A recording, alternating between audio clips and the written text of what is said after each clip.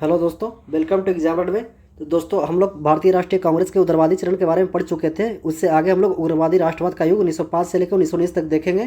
देखिए, आप लोग पहले क्लास नहीं कर चुके हैं तो अब आपको कांग्रेस की स्थापना, उसके बाद उग्रवादी चरण, उनकी क्या गतिविधियाँ थी, उसके बाद हम लोग पढ़ेंगे उग्र राष्ट्रवाद का उदय। देखिए, आप किसी भी एग्ज़ाम की तैयारी कर रहे हैं, यूपी पीसीएस हो, चाहे बीपीएससी हो या यूपीएससी हो या कोई भी वनडे एग्जाम हो, अगर किसी भी एग्जाम की तैयारी कर रहे हैं जिसमें जीके जीएस का वेटेज रहता है, आप लोग मॉडर्न हिस्ट्री में देखते होंगे यहाँ से ज़्यादा क्लास क्वेश्चन आते रहते हैं। तो आपको इस क्लास इस तरफ तैयार किया गया है कि आपको 15 से 20 मिनट में हर एक टॉपिक का समरी एक मिल जाएगा।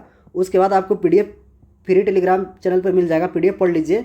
अगर पीसीएस की तैयारी कर रहे हैं तो इसके बाद घटना चक्र लगा दीजिए, आपका 99% क्वेश्चन कवर हो जाएगा। तो चलिए उग्र राष्ट्रवाद के बारे में पढ़ते हैं। इससे पहले आप लोग उग्रवादी राष्ट्रवाद के बारे में देख लीजिएगा। देखिए, इसके विकास के कारण क्या थी। अकाल 1896 से 1900 के बीच अकाल पड़ा था, जिसमें 90 लोग मारे गए थे। ठीक है। उसके बाद 1892 का भारत पासवान अधिनियम जो था वो भारतीय की अपेक्षा के अनुसार विफल रहा। उसके बाद 1997 में तिलक और नाटू बंधुओं द्वारा राजद्रोह कानून के तहत गिरफ्तार कर लिया गया। 1898 का आईपीसी एक्ट, 1904 में सरकारी गोपनीयता अधिनियम, प्रेस पर फिर से प्रतिबंध लगाया गया। उसके बाद 1904 में भारतीय विश्वविद्यालय अधिनियम लाया गया। ठीक है, इसको ध्यान रखिए, पूछा हुआ है। इसमें वायसराय कौन था, तो इसमें वायसराय कर्जन था, ध्यान रखिएगा। पूछ देगा भारतीय वायसराय अधिनियम लाया गया था, उसमें सरकारी नियंत्रण बढ़ा था, उस समय वायसराय कौन था, तो कर्जन द्वारा लाया गया था।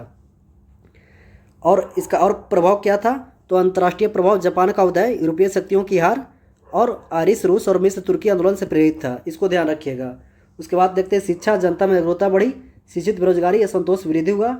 उसके बाद क्या था, कुछ भारतीय नेता थे जिन्होंने इनको प्रतिक्रिया स्वरूप पश्चिमीकरण पर प्रतिक्रिया दी है, जैसे स्वामी विवेकानंद, बंकी चंद्र चटर्जी, स्वामी दयानंद सरस्वती, अतीत के गौरव पर गौरवान्वित किया। देखिए, इसी संदर्भ में दयानंद सरस्वती जो थे नारा दिए थे, भारत जो है भारतीयों के लिए है। उसके बाद कर्जन की प्रतिक्रिया नीतियाँ, ये वेरी इंपॉर्टेंट। कर्जन उस समय जो था, कर्जन को औरंगजेब की तुलना किसने किया, आप लोग कमेंट में बताइएगा।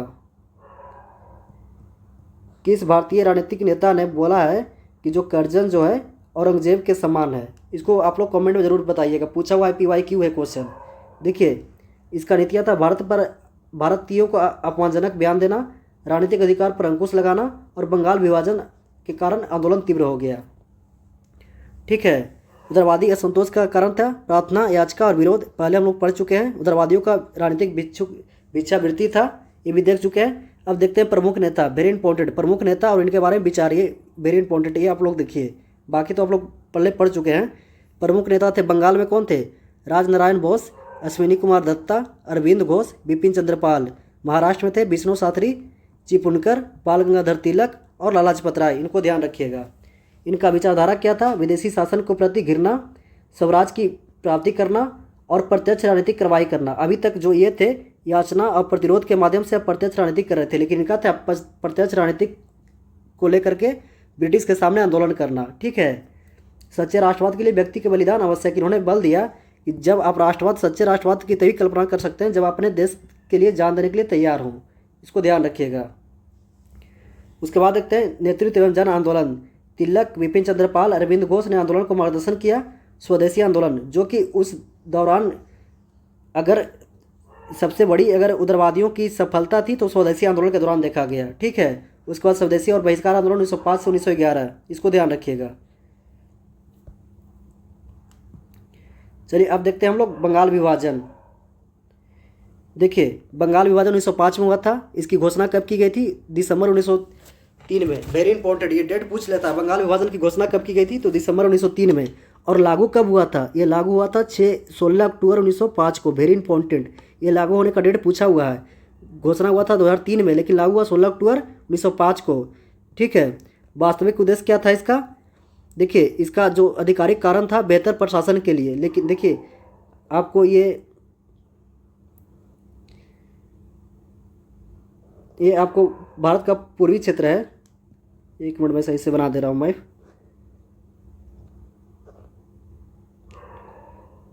ये आपको पूर्वी क्षेत्र अभी जो दिख रहा है, ये पूर्वी क्षेत्र आपको दिख रहा है। ये पूरा आपको पूरा बंगाल, पूरा बंगाल बांग्लादेश का जब ये हिस्सा है वो पूरा भारत में ही शामिल था। अभी का बांग्लादेश और अभी का ये बांग्लादेश और पूरा बंगाल, ये असम बिहार तक पूरा बंगाल का हिस्सा था। तो ये जो प्रशासनिक कारण दिया गया था बेहतर प्रशासन के लिए। यहाँ जो थे बहुल मुस्लिम जनसंख्या थी पूर्वी बंगाल में, और यहाँ पश्चिमी बंगाल में हिंदू जनसंख्या थी। दोनों को विभाजन करने के लिए बंगाल विभाजन लाया गया था, इसको ध्यान रखिएगा, ठीक है। लेकिन इसका वास्तविक उद्देश्य क्या था? राष्ट्रवादी आंदोलन को कमजोर करना, बंगालियों को भाषाई आधार पर विभाजित करना और बंगालियों को धार्मिक आधार पर विभाजित करना, ठीक है। पश्चिम में हिंदू थे, पूर्व में मुस्लिम ज़्यादा थे, मुसलमानों का तुष्टीकरण, इसको ध्यान रखिएगा। उसके बाद हम लोग देखते हैं बंगाल आंदोलन के बारे में।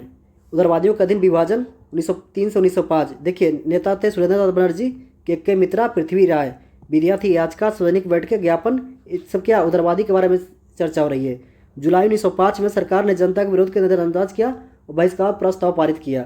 7 अगस्त 1905 को कलकत्ता टाउन हॉल में बहिष्कार प्रस्ताव पारित किया जाता है, वेरी इंपॉर्टेंट, इसको ध्यान रखिएगा। और होता क्या, 16 अक्टूबर 1905 को, जिस दिन क्या था, 16 अक्टूबर, अभी लोग क्या पढ़े थे, 16 अक्टूबर 1905 को पढ़े थे, बंगाल विभाजन इसी दिन लागू हुआ था।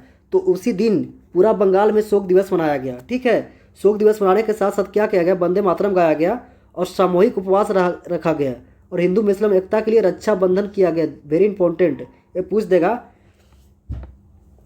जो बंगाल विभाजन के दौरान हिंदू मुस्लिम एकता पर रक्षाबंधन किए थे, किनका विचार था? तो ये रविन्द्रनाथ टैगोर का विचार था, इसको ध्यान रखिएगा। उसी समय रविन्द्रनाथ टैगोर जो थे अमार सोनार बंगला की रचना किए थे, वेरी इंपॉर्टेंट। अमार सोनार बंगला जो रचना किए थे, अभी वर्तमान में आपको बांग्लादेश का राष्ट्रीय गीत है, इसको ध्यान रखिएगा, ठीक है।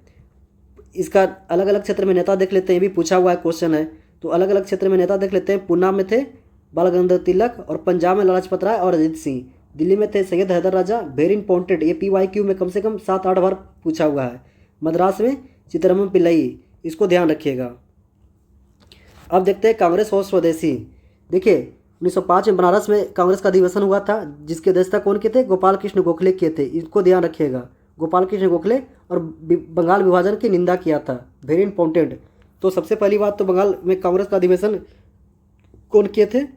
तो गोखले किए थे। मैं कांग्रेस का अधिवेशन वाला वीडियो अच्छे से देख लीजिएगा, आपको 99% क्वेश्चन वहाँ से देखने को मिलेगा और चीज़ें रिकॉल होगा, ठीक है। 1906 में कलकत्ता अधिवेशन दादा भाई नौरोजी किए थे, लक्ष्य के रूप में स्वराज प्राप्त करना, वेरी इंपॉर्टेंट, ये पूछ देगा। 1906 में कलकत्ता अधिवेशन की अध्यक्षता किसने किए थे? दादा भाई नौरोजी। यहाँ पहली बार कांग्रेस ने आधिकारिक मंच से स्वराज प्राप्ति की बात कही थी, इसको ध्यान रखिएगा। 1907 में क्या होता? सूरत विभाजन हो गया था, उग्रवादी बना, उग्रवादी आंदोलन कमजोर हुआ। तो इससे पहले हम लोग और देखते हैं उग्रवादी चरण 1905 के बाद देखते हैं। देखिए, नेता प्रमुख कौन थे? तिलक, लाला लाजपत राय, बिपिन चंद्र पाल और अरविंद घोष। बदलाव के कारण उग्रवादी नेतृत्व में बंगाल आंदोलन को विफल हुआ, ठीक है। सरकारी दमन बड़े पैमाने पर हुई और प्रत्यक्ष कार्रवाई हुआ। देखिए, 1905 का बंगाल उस समय, देखिए ये आपको अभी का जो देख रहे हैं पूरा ये बंगाल था, ठीक है। ये आपको ईस्टर्न बंगाल था, वेस्टर्न बंगाल था, असम था, अभी जो वर्तमान में है, इसी का विभाजन किया गया था। देखिए, पूर्वी और पश्चिम बंगाल देख लेते हैं। क्षेत्रफल था ये, हालांकि पूछता नहीं, आप लोग एक बार देख लीजिएगा, इससे ज़्यादा क्वेश्चन यहाँ से डायरेक्टली पूछता नहीं है। उसके बाद देखते हैं वस्तुओं का बहिष्कार। बंगाल विभाजन की प्रमुख विधियाँ क्या थी? तो प्रमुख एक विधियाँ थी विदेशी वस्त्रों का सार्वजनिक दहन करना, वेरी इंपॉर्टेंट, ये पूछा हुआ है। सार्वजनिक वस्त्रों का दहन करना था। मैनचेस्टर कपड़ा, लिवरपूल नमक का बहिष्कार करना, विवाहों में विदेशी वस्तुओं का उपयोग न करना, ये भी इंपॉर्टेंट, विदेशी वस्तुओं का बहिष्कार के तहत ये किया गया था। देखिए, इस तरह से आप पढ़िएगा ना, तो आपको किसी भी एग्जाम की तैयारी कर रहे हैं, तो वनडे एग्जाम वाले तो नहीं, लेकिन जो PCS की तैयारी कर रहे हैं उनको मेंस में भी सुविधा होगी। मेंस में जब प्रमुख विधियाँ या प्रमुख उपलब्धियाँ पूछेगा तो उपलब्धियाँ में ये चर्चा कर सकते हैं, विदेशी वस्तुओं का बहिष्कार किया गया, ठीक है। उसके बाद क्या किया? सार्वजनिक जुलूस में बैठकें निकाली गई, जन आंदोलन को प्रमुख मुद्दा बनाया गया, वेरी इंपॉर्टेंट। उसके बाद स्वयंसेवकों की टुकड़ियाँ, स्वदेशी बांधव समिति अश्विनी कुमार दत्ता द्वारा बारिसल में किया गया, वेरी इंपॉर्टेंट, ये PYQ में बार बार क्वेश्चन पूछा हुआ है। देखिए दोस्तों, आप लोग को वीडियो अच्छा लग रहा है, मेरा कंटेंट अच्छा लग रहा है, हमारी प्रयास अच्छी लग रही है, तो वीडियो को ज़्यादा से ज़्यादा शेयर कीजिए, कमेंट कीजिए, लाइक कीजिए। और देखिए, जो भी मैं बनाता हूँ तो ज़्यादा अपना प्रचार नहीं करता हूँ, और मैं चीज़ों को ऐसा रखता हूँ कि आपको 15 से 20 मिनट में टॉपिक का रिवीजन हो जाए, और एक बार PDF पढ़ ले तो यहाँ से आपका कॉन्सेप्चुअल जो क्लियरिटी है वो मिल जाए। उसके बाद आप घटना चक्र कर लेते हैं तो आपका PCS में क्वेश्चन रुकने वाला नहीं है। आप PYQ इतना उठा कर देखिए, उसके बाद आपका क्वेश्चन एक भी नहीं रुकेगा। लेकिन घटना चक्र इसलिए मैं बार बार बोलता हूँ क्योंकि डायरेक्टली घटना चक्र से क्वेश्चन आते हैं और आपका रिकॉल होता है, ठीक है। PYQ क्वेश्चन का पैटर्न समझ में आता है। तो देखिए, बांधव समिति देखिएगा तब आपको कम से कम 20-25 बार पूछा हुआ है, ठीक है। उसके बाद स्वदेशी संगम, ये चिदम्बरम पिल्लई तमिलनाडु में किए थे, वेरी इंपॉर्टेंट, दोनों पूछ देगा। और देखिए, UPSC क्या करता है ना, आपको क्रोनोलॉजी पूछ देगा, स्वदेश माधव समिति कब हुआ था, क्रोनोलॉजी पूछेगा। स्वदेशी संगम दे देगा और एक दे देगा जन आंदोलन के तहत दे देगा। तो वहाँ से भी आपको यूपीएससी का भी क्वेश्चन, आपको बेसिक क्वेश्चन सही हो जाएगा, ठीक है। और श्रमिक अशांति हड़तालें किया गया था। रेलवे, ईस्ट इंडिया रेलवे 1906 में जूट मिलें हड़ताल किया गया था, तूतकुरिन मिल हड़ताल किया गया था। लाला लाजपत राय ने, अजीत सिंह ने पंजाब में, चित्रम पिल्लई ने तमिलनाडु में नेतृत्व किया, ठीक है, इसको ध्यान रखिएगा। सांस्कृतिक प्रभाव क्या पड़ा, गीत रविन्द्रनाथ टैगोर, द्विजेंद्र लाल, सुब्रमण्यम भारती गीत लिखे। कला रविन्द्रनाथ टैगोर और भारतीय कला पूर्णद्वार। देखिए वेरी इंपॉर्टेंट पूछा हुआ है, इस समय कला को प्रोत्साहन देने वाला प्रमुख कौन थे, रविन्द्रनाथ टैगोर, इनको बारे में पूछा हुआ है, ये ध्यान रखिएगा। और इसी समय जेसी बोस थे और पीसी राय थे, भारतीय अनुसंधान अग्रणी नेता के रूप में उभरे थे, ठीक है। ये जेसी बोस जगदीश चंद्र बोस हैं, जो कलकत्ता के पहले स्वतंत्रता के बाद मुख्यमंत्री बने थे। जगदीश चंद्र बोस सबसे ज़्यादा कलकत्ता का मुख्यमंत्री बनने वाला यही रहे, लेकिन पूछ देगा वर्तमान में भारत में सबसे लंबे समय तक मुख्यमंत्री बनने वाला थे पवन कुमार चिवांग, जो कहाँ के थे, सिक्किम के थे। उसके बाद सेकंड स्थान पर इनका आता है, जेसी बोस का आता है, इसको ध्यान रखिएगा, ठीक है। पारंपरिक त्योहारों और मेलों का उपयोग, तिलक द्वारा गणपति उत्सव और शिवाजी उत्सव मनाया गया, इसको ध्यान रखिएगा। शिक्षा और संघर्ष 1905 में बंगाल विभाजन, देखिए एनसीईआरटी से आपको फोटो लिया गया है ये। बंगाल नेशनल कॉलेज अरविंद घोष द्वारा प्राचार्य थे वहाँ पे। राष्ट्रीय शिक्षा परिषद 1906 में स्थापित किया गया और इसका राष्ट्रीय रास बिहारी घोष जो थे क्या थे, अध्यक्ष थे, ठीक है, इसको ध्यान रखिएगा। राष्ट्रीय शिक्षा परिषद के अध्यक्ष कौन थे, रास बिहारी बोस थे और प्राचार्य थे अरविंद घोष थे, ठीक है। सचित रंजन मुखर्जी डाउन सोसाइटी और भगवती चतुष्पाठी 1805 में गठन किया था, इनको ध्यान रखिएगा। उसके बाद क्या था, उसके बाद था छात्र का सामूहिक भागीदारी। सामूहिक भागीदारी द्वारा देखते हैं, छात्र ब्रिटिश स्कूलों का बहिष्कार किए, गिरफ्तारियां, निष्कासन हुआ, महिलाएं दुकानों पर धरना दिया, विरोध प्रदर्शन सक्रिय हुआ। पूछता है भारत में पहली आंदोलन जिसने महिलाओं को घर से बाहर आने पर मजबूर किया था, तो यही बंगाल आंदोलन था, बंगाल विभाजन आंदोलन था, इसको ध्यान रखिएगा।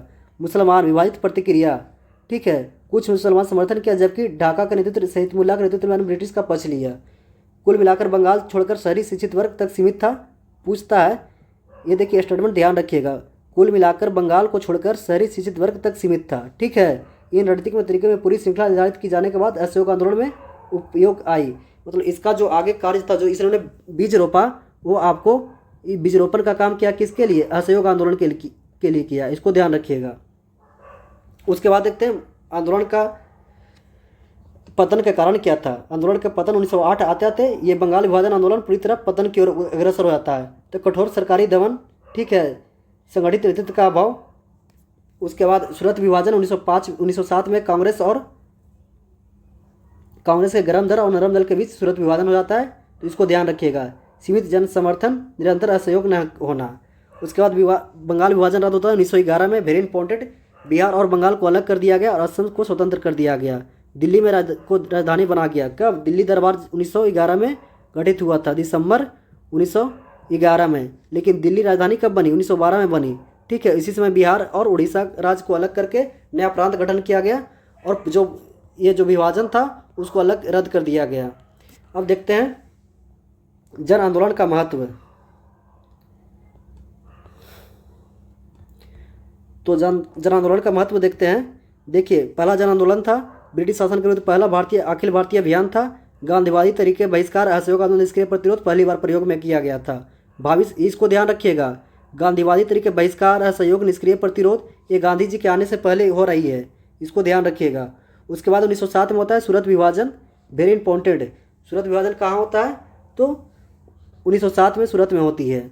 स्वदेशी और बहिष्कार 1905 से 7 के बाद उग्रवादियों एवं ग्रमपंथियों के बीच मतभेद बढ़ जाता है। प्रमुख असहमतियाँ क्या थे, संघर्ष के तरीके। देखिए, उग्रवादी जो थे वे संवैधानिक तरीकों से प्राथमिकता देते थे। उनका मानना था कि हम युद्ध नहीं, हम अंग्रेज़ों के साथ मिलकर काम करेंगे। लेकिन उग्रवादी का कहना था कि अंग्रेज़ों हमारे कभी नहीं हो सकते। इनका जो असंवैधानिक तरीका था, तोड़फोड़ करना, हड़ताल करना, जुलूस निकालना, इनकी प्रमुख मांगे थी या प्रमुख इनका कार्य था। कांग्रेस अध्यक्ष पद गरम दल के लोग तिलक को या लाजपत राय को स्थापित करना चाहते थे, लेकिन नरम दल के लोग रास बिहारी बोस को पसंद करते थे। देखिए, कांग्रेस के अध्यक्षता के लिए जो गरम दल के लोग थे, या तो तिलक को या लाजपत राय को स्थापित करना चाहते थे अध्यक्ष के रूप में, लेकिन नरम दल के लोग जो थे वो रास बिहारी बोस को पसंद करते थे। इसी के अनुसार कहा जाता है कि यहाँ पे जब अधिवेशन हो रहा था तो यहाँ पे रास बिहारी बोस पे चप्पल फेंका जाता है। ठीक है, अब कितना सत्य घटना है उसके बारे में चर्चा हम नहीं करेंगे। तो कहा जाता है कोल्हापुर का चप्पल, जो कोल्हापुर का है महाराष्ट्र में, आपका मुंबई में है, तो वहाँ से कोई तिलक का जो समर्थकवादी थे वो शायद फेंके थे। तो इस घटना इतिहास के बारे में उतना हम डिटेल से नहीं जाएंगे। उसके बाद अधिवेशन का स्थान, गर्मपंथियों ने नागपुर का प्रस्ताव रखा, तिलक के पक्ष में नरमपंथियों ने सूरत को चुना। ठीक है, देखिए नागपुर क्या था, तिलक का गढ़ था, महाराष्ट्र में पड़ता है, लेकिन नरमपंथियों ने सूरत को चुना तिलक को बाहर करने के लिए। तो यहीं से सूरत विभाजन 1907 में हो जाता है और गरम दल नरम दल में फूट हो जाती है और कांग्रेस दो धड़ों में टूट जाती है। ठीक है, अधिवेशन नागपुर की बजाय सूरत में हुआ, जो गुजरात में आयोजित किया गया। चरमपंथी बना विरोधवादी, कोई समझौता नहीं हुआ, झड़पें शुरू हुई, शारीरिक झड़प, वस्तुएं फेंकना। देखिए उग्रवादी क्या थे, गोखले, रास बिहारी बोस, बनर्जी कांग्रेस पर हावी रहे। उग्रवादी बाल गंगाधर तिलक, बीपी चंद्रपाल, राजपत राय, अरविंद घोष निष्कासित किए गए। ठीक है, परिणाम क्या हुआ, राष्ट्रीय आंदोलन कमजोर हुआ, दमन, सरकारी दमन वृद्धि हुई, गिरफ्तारी कर लिया गया किनको, इनको बाल गंगाधर तिलक को 1908 में गिरफ्तारी करके मांडले जेल निर्वासित कर दिया गया। उग्रवादियों ने अपनी संगठनात्मक शक्ति खो दी, कांग्रेस कमजोर हो गई। उग्रवादियों ने कांग्रेस का नियंत्रण तो कर लिया लेकिन लोकप्रिय समर्थन खो दिया। ठीक है, 1906 में गर्मपंथी पुनः कांग्रेस में शामिल हो गए। कब, लखनऊ समझौता जब हुआ तो फिर से पुनः एक हो गया उग्रवादी उग्रवादी। उसके बाद क्या होता है, 1920 के दशक में गांधीवादी आंदोलन को मार्ग प्रस्तुत किया। ठीक है, उसके बाद देखिए उग्रवादी और उग्रवादी के बारे में हम लोग पहले चर्चा दोनों के बारे में कर चुके हैं। एक बार PDF आप लोग पढ़ लीजिएगा। ये नरमपंथी के बारे में हम लोग पहले चर्चा करें, उसमें बताए थे दोनों में मूल अंतर क्या था। तो दोस्तों इस वीडियो को यहीं पे ख़त्म करते हैं। आप लोग PDF जरूर पढ़ लीजिएगा एक बार क्लास देख करके, और वीडियो को ज़्यादा से ज़्यादा शेयर कीजिए। बहुत बहुत धन्यवाद।